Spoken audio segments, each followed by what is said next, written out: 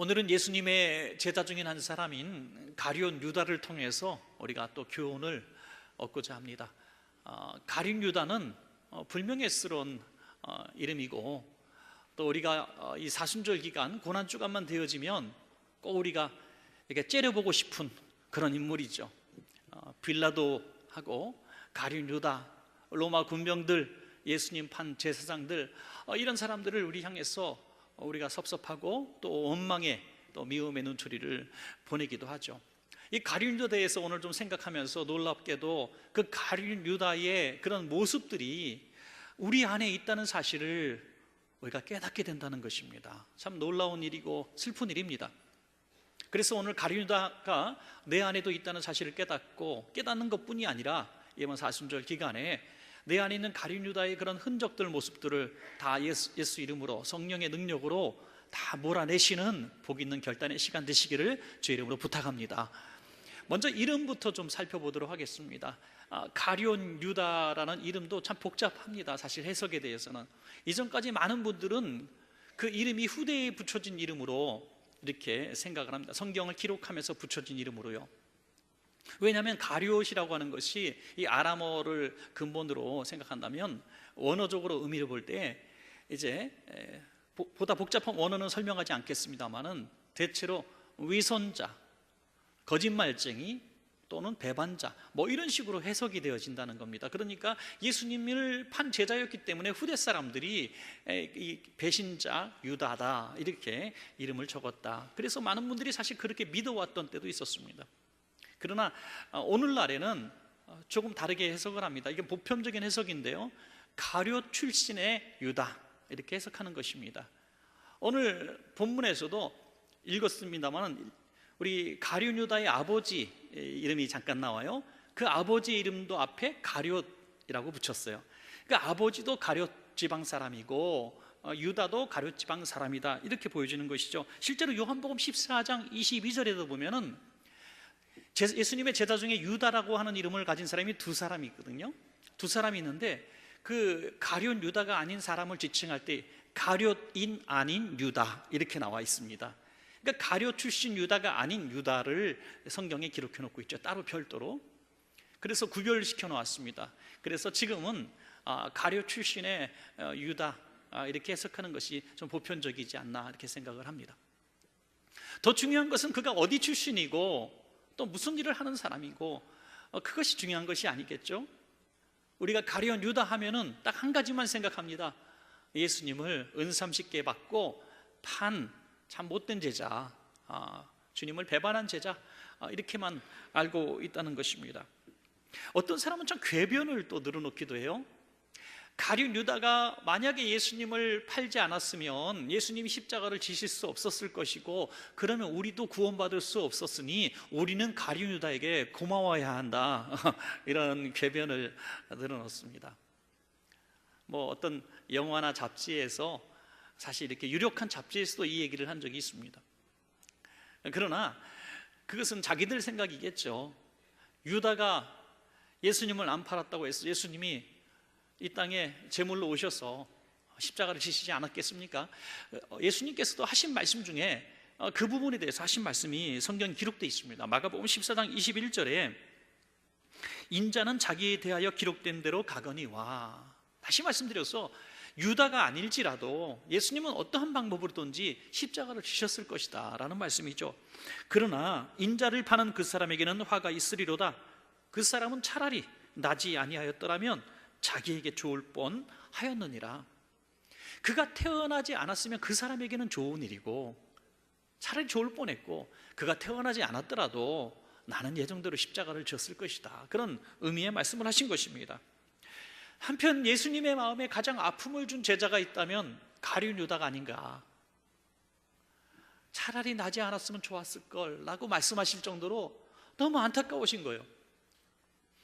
여러분, 그 미운 사람도 오래 같이 있다면 미움에 정이 든다고 예수님이 직접 선택하시고 3년이나 같이 지내셨어요. 여러분, 3년 동안 군 생활을 하신 분들, 군대 생활을 추억하는 분들은 없을지라도 군대 전우들은 가끔 추억하지 않습니까? 혹시 교도소 3년 계신 분들이 있는지 모르겠지만 그래도 그 안에서 우정이 꼽히고 또 그런 거 아니겠습니까? 미움이 있어도, 다툼이 있어도.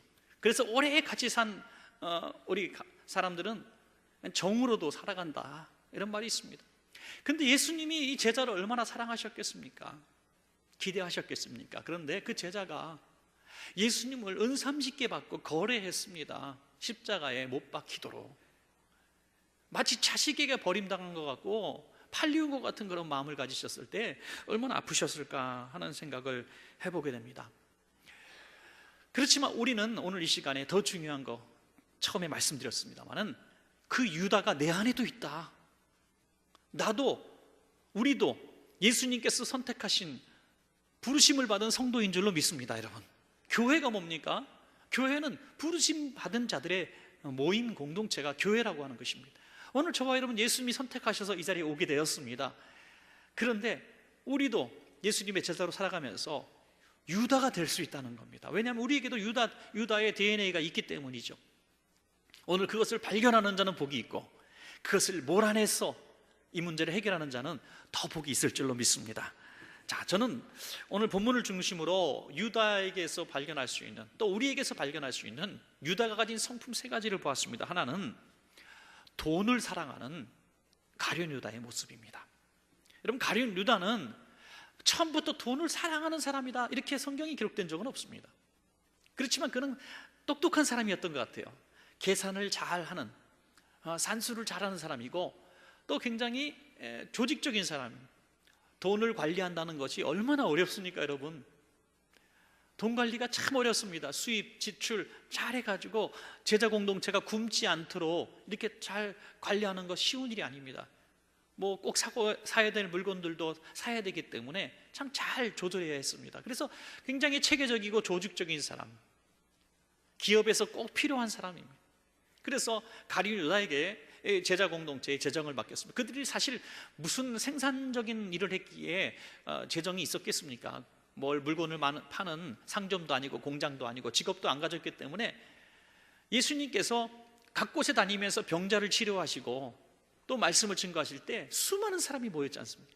엄청나게 많은 사람이 모여서 병 고침 받고 말씀 듣고 은혜 받고 위로 받고 하면서 그들이 가진 것들을 많이 가져왔을 것입니다. 굉장히 우리가 고대 정말 그 미개한 사회라고 생각하면 안 됩니다. 이때는 아주 훌륭한 동전들이 만들어졌던 시대입니다, 여러분. 굉장히 아름답고 가치 있게 동전들도 종류가 아주 수도 없이 많은 그런 시대였습니다. 그러니까 집집마다 동전들이 있었어요. 금화도 있었고 은화도 있었고요.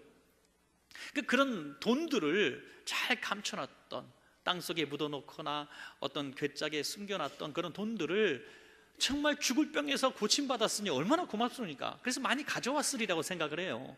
그럼 예수님은 그것을 재정부장 유다에게 이렇게 맡기도록 하신 것이다. 저는 그렇게 추측을 할 뿐인 것입니다. 그래서 이 돈은 사실은 예수님께서 행하신 이적 때문에 얻어진 헌금인 것이죠. 그런데 유다가 이것을 맡게 되는 순간, 어느 순간에 이것이 내 돈이다라는 생각을 하게 된 겁니다. 어느 순간 내 돈이다. 왜 내 마음대로 쓸 수가 있었으니까. 그래서 자기 유익에 따라서 많이 착복을 하게 되고 자기 주머니를 채우게 되는 이런 욕심꾸러기가 되어갔던 것이죠. 그래서 교회도 가정도 기업도 사실 이 돈을 만질 때는 참 우리가 하나님 앞에 이 정말 목적대로 잘 사용될 수 있도록 우리가 기도하는 것이 참 중요하지 않는가, 이렇게 생각을 또 해보게 되는 것입니다. 유다는 헌신하고도 참 이렇게 부끄러움을 당하게 되지 않습니까? 그가 돈을 얼마나 사랑했는가 결정적으로 드러난 사건이 요한복음 12장에 나온 그 마리아의 향유 붓는 사건입니다. 이제 마리아가, 여기 성경이 기록된 요한복음 12장의 마리아는 나사로의 가족 마리아로 등장을 합니다. 그러니까 나사로를 다시 살리신 이후입니다. 그러니까 얼마나 고맙습니까? 오빠를 살리셨으니까 얼마나 고맙습니까? 그 당시에는 그 먼지가 많아서 샌들을 신고 있었기 때문에 집에서 식사하시기 전에 물을 갖다 놓고 발을 닦아드리지 않았습니까? 그런데 마리아는 물이 아니라 자기 소유 중에서 가장 값비싼 그 향유를 가지고 와서 예수님의 발에 붓습니다. 물이 아닌 향유를 콜콜콜콜 다 쏟아붓습니다. 그리고 수건 대신 자기의 머리털옥으로 예수님 발을 이렇게 딱 눈물을 흘리면서 감사를 표하는 모습을 보게 되죠. 이 향유가 얼마나 비싼 향유냐면 300데나리온이다 성경에 기록됩니다. 300데나리온은 이 1데나리온이 한 장정이 하루 일당입니다. 그러니까 1년 연봉이에요. 1년 연봉에 해당하는 어마어마한 가치 있는 향유를 부은 것이죠. 그때 이 가룟 유다가 그 모습을 보면서 눈이 뒤집어진 거, 이렇게 팍 눈이 뒤집어진 거. 모처럼 어마어마한 헌금을 지금 자기 손에 가질 수 있는, 착복할 수 있는 순간에 그게 다 땅바닥에 쏟아진 거예요. 그래서 야, 그거 팔아다가 가난한 사람들한테 좀 양식을 사줬으면 얼마나 좋겠냐. 야, 그거 나한테 헌금했으면 내가 잘 값쳐서 팔아가지고 예수님 공동체 잘 썼을 텐데 너 그걸 왜 이렇게 낭비해? 왜 이렇게 허비해? 하고 막 꾸짖습니다. 예수님께서 그 가룟 유다가 어떤 사람인지 왜 모르셨겠습니까? 그래서 예수님께서 하신 말씀이 요한복음 12장 4절부터 6절 말씀입니다. 우리 한번 같이 읽어볼까요? 시작. 제자 중 하나로서 예수를 잡아줄 가룟 유다가 말하되 이 향유를 어찌하여 300데나리온에 팔아 가난한 자들에게 주지 아니하였느냐 하니, 이렇게 말하면 가난한 자들을 생각함이 아니요 그는 도둑이라 돈쾌를 맞고 거기 넣는 것을 훔쳐가미리라. 도둑이라 거기 넣는 것을 훔쳐가미리라. 300데나리온을 헌금했다면 그것을 가지고 어느 정도 쓰고 자기가 착복했다는 것이죠. 예수님은 그 마음을 다 하셨습니다. 그래서 지금 이 마리아를 막 책망하고 있는 이 재정을 맡은 유다를 향해서 예수님은 꾸짖습니다.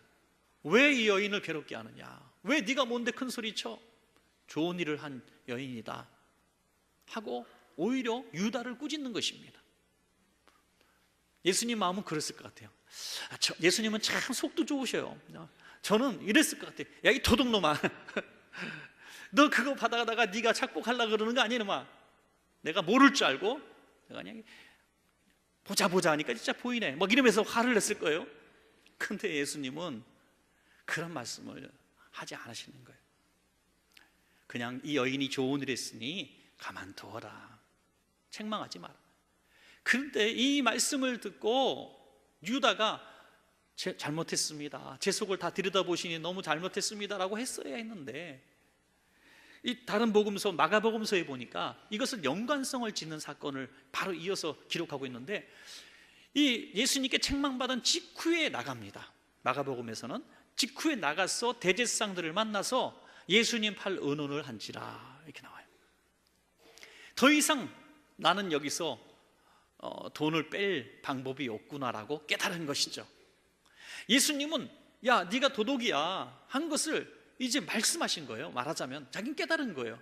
야, 그래서 나는 여기 돈주머니 맡아봐야 이제는 생길 게 없으니까 이제 내가 예수를 팔아야 되겠다 하고 뛰쳐나가서 예수님 은산십에 거래를 한 것입니다. 디모데전서 6장 10절에 이런 말씀이 있습니다. 돈을 사랑함이 일만하게 뿌리가 되나니 이것을 탐내는 자들은 미혹을 받아 믿음에서 떠나 많은 근심으로써 자기를 찔렀도다. 돈을 너무너무 사랑하다 보니까 제자 공동체에 불쌍한 동료들이 보이지 않습니다. 돈을 너무 사랑하다 보니까 하나님이 두렵지 않습니다. 돈이 최고예요. 돈이 최고예요.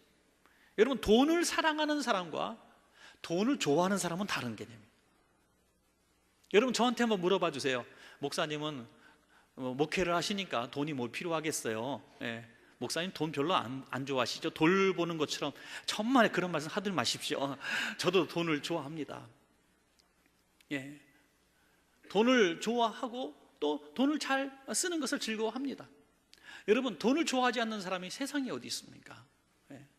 세상의 모든 사람이 돈을 다 좋아합니다.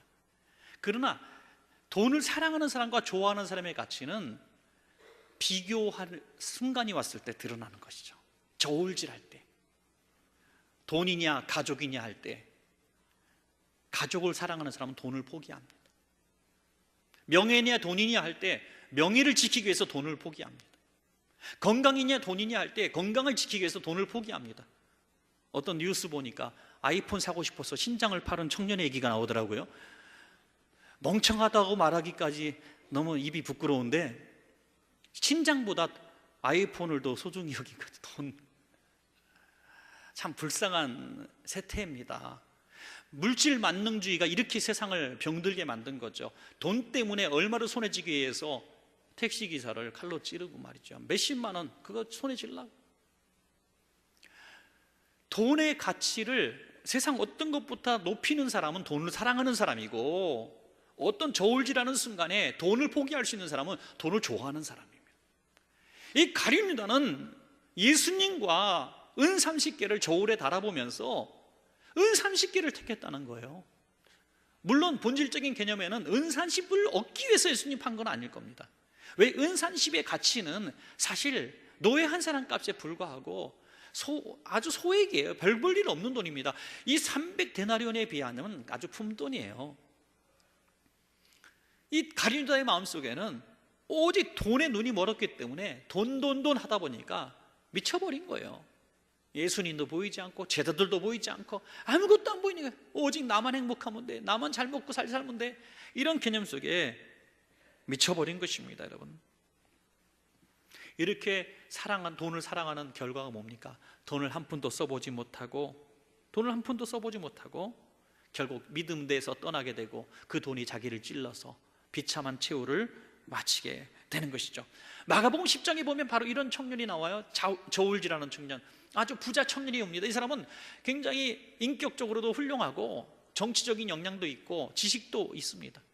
예수님께서 그에게 네가 계명을 지켰느냐 물어보실 때 어릴 때부터 잘 지켰습니다. 신앙생활도 아주 순전하게 잘한 사람이에요. 그야말로 교회 오빠, 교회 오빠예요. 근데 영적인 갈망까지도 갖고 있었다는 거죠. 저는 이런 분들 참 좋아합니다.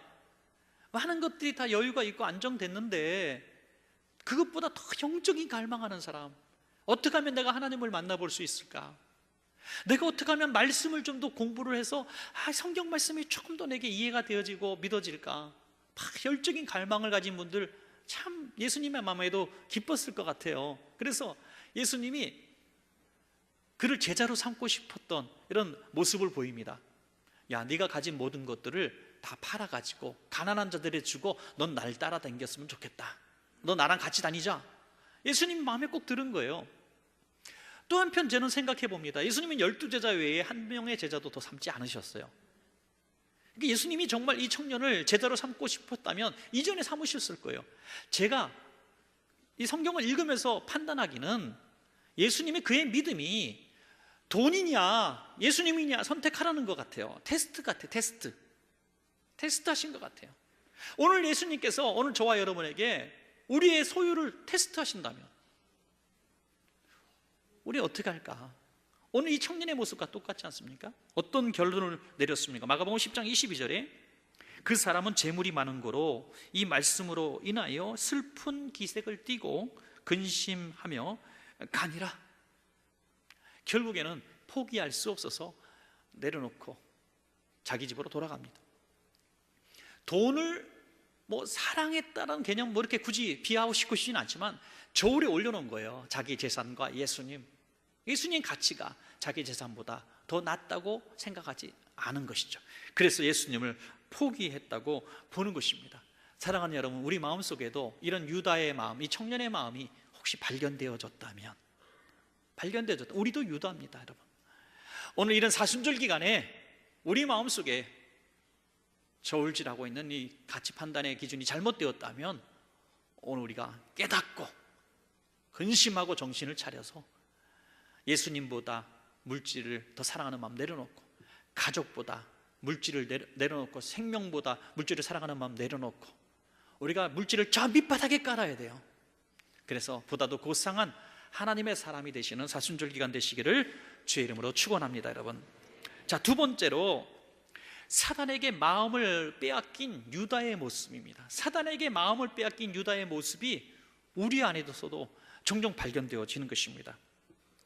사실 돈 사랑하는 것보다 더 저는 영향력이 컸던 것은 이 사단이 그의 마음을 점령했기 때문이다. 저는 그렇게 생각합니다. 성경에 보면요, 이 점진적인 것을 볼 수 있어요. 여러분, 성경을 유심히 한번 살펴보면 재미있는 걸 발견할 수 있는데, 그것은 처음부터 마귀가 유다를 확 사로잡은 게 아니에요. 오늘 요한복음 13장에서 보면 초반절과 이 성만찬 때 예수님께서 지적하신 후반절의 말씀, 그 시간이 꽤 있습니다. 그 긴 시간 사이에 먼저 요한복음 13장 2절을 보시면 마귀가 벌써, 이미예요, 마귀가 벌써 시몬의 아들 가룟 유다의 마음에 예수를 팔려는 생각을 넣었더라. 이미 가룟 유다의 마음속에 예수 팔 생각을 넣었어요. 그 이후에 오늘 성경 말씀이 나오는 겁니다. 네가 날 팔자야 라고 말씀하시는 장면. 그때 마귀가 쏙 들어갑니다.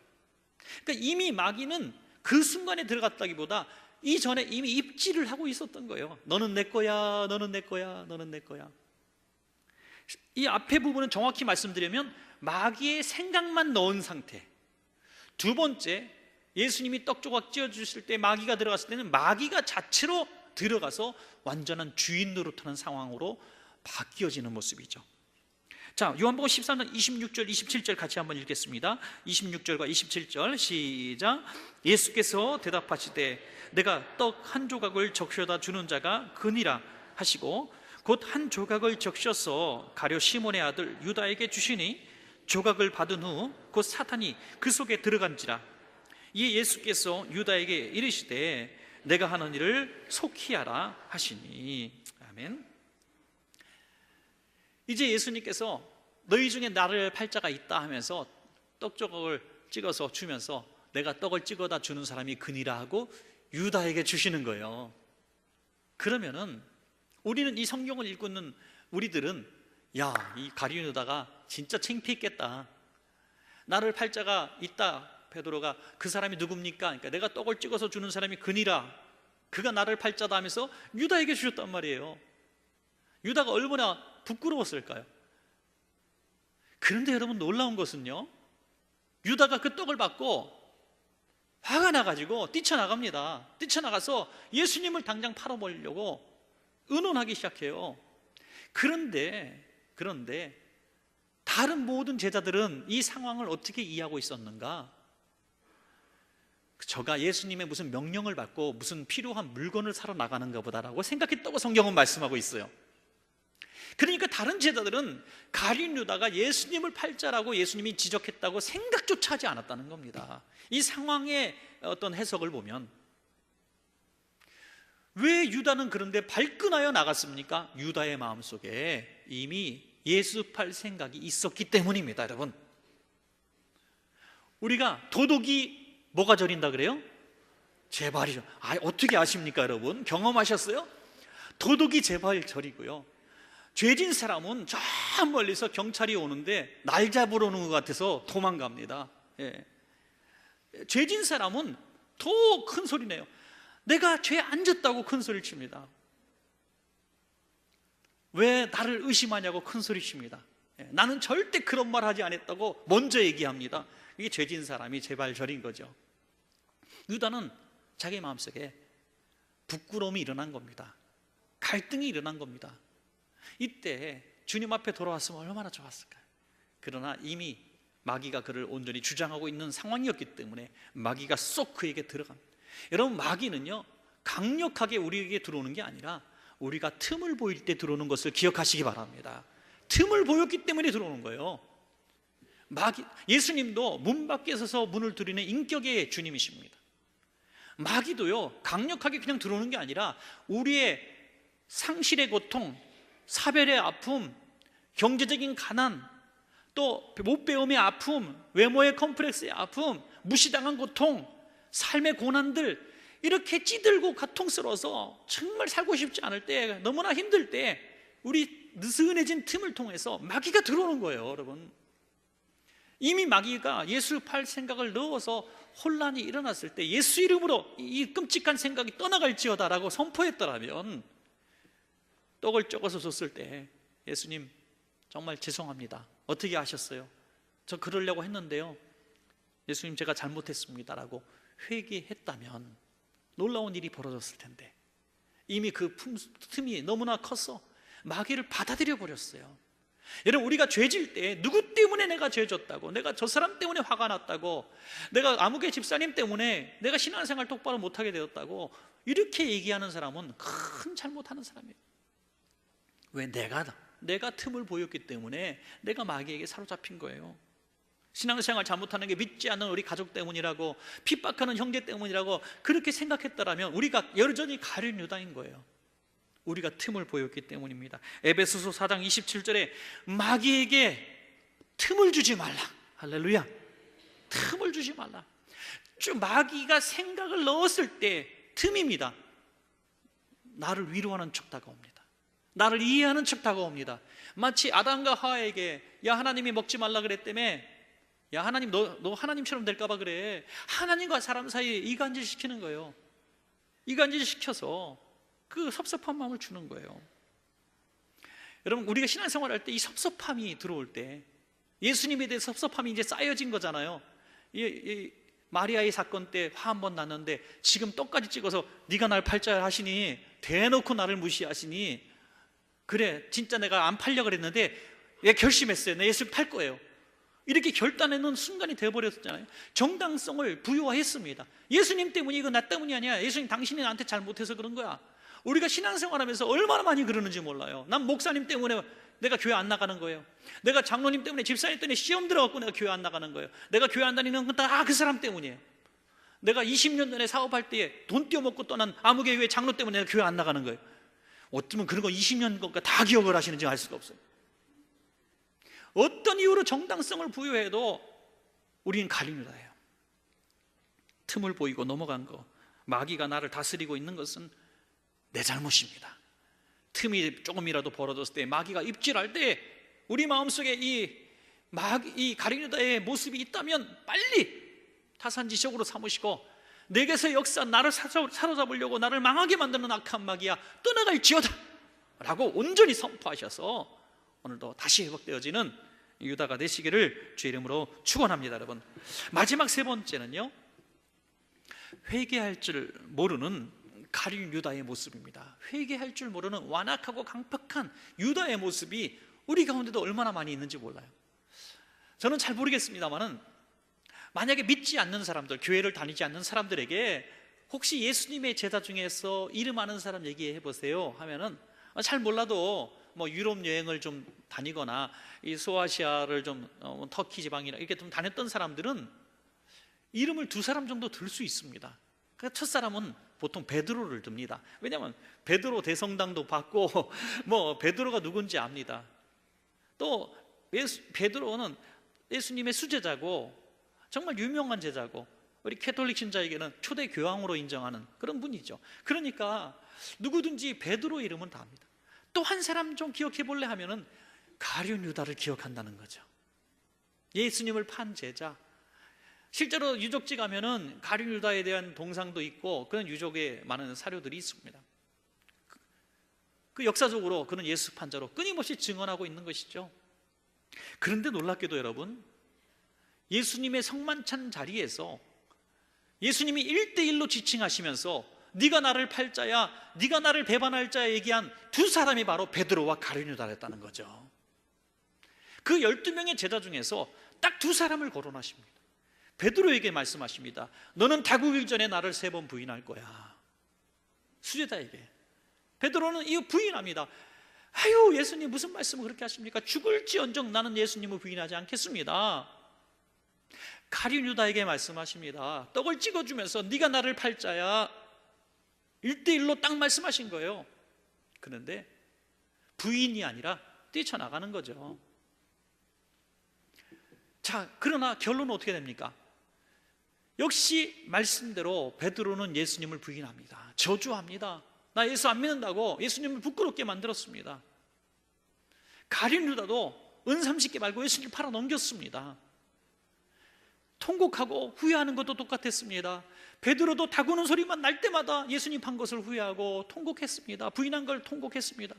가룟 유다도 너무나 슬프고 후회스러워서 제사장들을 찾아가서 돈까지 돌려줍니다.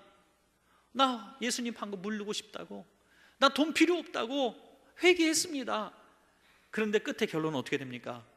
베드로는 다시 회복되어져서 오늘 우리가 기억하는 놀라운 인물, 예수님의 수제자, 사랑스러운 제자 베드로가 되었고, 가룟 유다는 스스로 목매어주고 자살한 불명예스러운 죄인으로 죽고 많았습니다. 그 결정적인 이유가 무엇인가? 바로 회개한 자와 회개하지 않은 자의 차이인 것을 믿으시기 바랍니다. 여러분, 회개가 이렇게 중요하다는 거죠. 누구나 다 죄를 집니다. 누구나 다 죄인입니다. 저와 여러분 다 죄인입니다. 다 죄인이에요. 누구 죄인인 것처럼 생각돼서 막 책망하게 될 때 오늘 이 말씀을 꼭 기억하세요. 저도 죄인입니다. 이렇게 생각하고 책망하세요. 저도 죄인입니다. 그런데 이 회개의 방향이 잘못된 겁니다. 베드로는 예수님께 고백하고 회개했습니다. 예수님, 제가 죄인입니다. 예수님, 정말 잘못했습니다. 예수님을 향해서 통곡하고 그는 나머지 삶을 주님을 위해서 충성하다가 순교의 제물로 십자가에 거꾸로 매달려 주님 따라갔습니다. 그러나 이 가룟 유다는 회개의 대상을 주님을 향하지 않았습니다. 그때 기회가 있었습니다. 주님의 십자가 매달리실 때 십자가 아래라도 가서, 적어도 6시간 이상 십자가에 매달리신 주님 앞에 가서 꿇어 엎드려서, 예수님, 정말 저 괴롭습니다. 돈도 제가 돌려주고 왔습니다. 예수님이 죄인을 용서해 주십시오. 예수님 판 죄인을 용서해 주십시오라고 회개했으면, 여러분, 예수님 용서해 주셨을까요? 안 용서해 주셨을까요? 물어보면 잔소리죠. 그 증거가 어디 나옵니까? 오늘 처음 본 한편 강도도 예수님을 의인으로 고백할 때 너와 내가 오늘 낙원에서 만나리라. 오늘 함께 죽는 강도 한 사람도 주님을 인정할 때, 십자가에서 인정할 때 천국을 약속하신 주님이세요. 그런데 십자가 아래 와서 울며 주님 잘못했어요 라는 사랑하는 제자가 회개한다면 예수님이 왜 용서하지 않겠습니까? 몇만 번이라도 용서해 주셨을 거예요. 그런데 그는 예수님을 향해 가지 않고 제사장들을 향해 갑니다. 그리고 돈을 집어던집니다. 나 잘못했다고 얘기합니다. 그들로부터 들은 대답이 뭡니까? 마태복음 27장 4절부터 5절입니다. 이르되 내가 무죄한 피를 팔고 죄를 범하였도다니. 그들이 이르되 그것이 우리에게 무슨 상관이냐? 내가 당하라 하거늘 유다가 은을 성소에 던져놓고 물러가서 스스로 목매어 죽은지라. 여러분, 회개는 생각이 아닙니다. 후회가 아닙니다. 죄책감이 아닙니다. 회개는 주님 앞에 고백하고 삶을 변화시키는 것입니다. 이게 온전한 회개인 거예요. 그런데 우린 잘 못해. 우리 안에 가룟 유다의 마음이 있기 때문이죠. 가룟 유다의 이 성품이 우리 안에 있습니다. 완악합니다.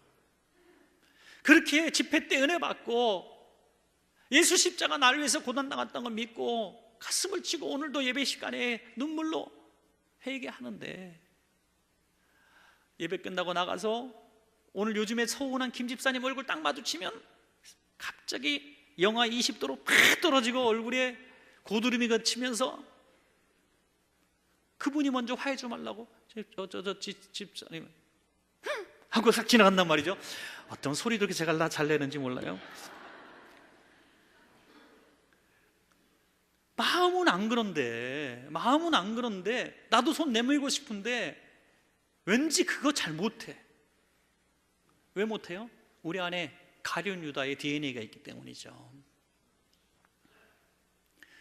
회개의 방향은 하나님과 내가 화해하지 못한 사람 앞에서 용기를 내는 겁니다. 이 가룟 유다의 성품을 자랑해서는 안 됩니다. 결국에는 너무 비참하지 않습니까? 자기가 살면서 얼마든지 주님 앞에 죄 씻음 받을 기회들을 얻을 수도 있는데 그는 너무나 괴로워서 목매다 죽습니다. 한 가지 예화만 드리고 말씀을 맺겠습니다. 우리 교회 카페에 단골 손님 백세 교수님이 계시죠? 김영석 교수님, 백세 교수님, 우리 교회 카페 평생 무료 회원입니다. 예.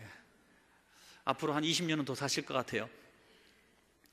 이분이 늘 오셔서 커피도 마시고 하는데 얼마 전에 저한테 책 선물을 하나 이렇게 주셨어요. 사인해가지고. 이게 작년에 나온 책이에요. 여기에 책 제목이 보면은 왜 우리에게 기독교가 필요한가라는 책입니다. 강연집을 주로 묶은 건데요. 거기 한 사건이 나옵니다. 사시던 동네에 있었던 일입니다. 한 초등학교 선생님이 오셨는데 친구가 없었죠, 물론. 그런데 마을 사람 중에서 나이 비슷한 한 분이 친구가 됐습니다. 그래서 굉장히 친한 친구로 교제했는데 어느 날 이 친구가 술을 먹고 술에 만취가 돼서 가다가 학교 앞에 서 계신 이 선생님을 만난 거예요. 그런데 술 취하면 원래 속에 있는 말을 막 하잖아요. 야 친구 하면서, 야 친구 너 공부 좀 하고 학교 선생님이라고 나를 무시하지? 이러는 거예요. 이제 이게 열등의식이 있었던 거죠. 자기는 시골 농촌에서 태어나서 그냥 농사만 짓고 일자 무식이다 이거예요. 근데 너는 학교 선생님이고 공부도 많이 했으니까 너 나 무시하지 하면서 막 싸운 거예요. 내가 널 왜 무시하냐? 친구가 왜 그래? 막 그러다가 한 대 잘못 쳤는데 이 선생님이 머리를 맞고, 몽둥이 같은 거에 머리를 맞고 쓰러져 버리죠. 피를 너무나 놀래가지고 그때 정신이 깬 거예요. 이 친구를 살리겠다고 이 리어카를 끌고 와서 친구를 눕혀놓고 20리길이나 되는 병원을 달려갑니다. 미안하다, 살아야 돼, 미안하다 하면서 가는데 가다가 결국에는 죽고 말았습니다. 피를 너무 많이 흘려서 죽었습니다. 얼마나 죄책감이 컸겠어요. 마을에서 어떻게 살겠어요.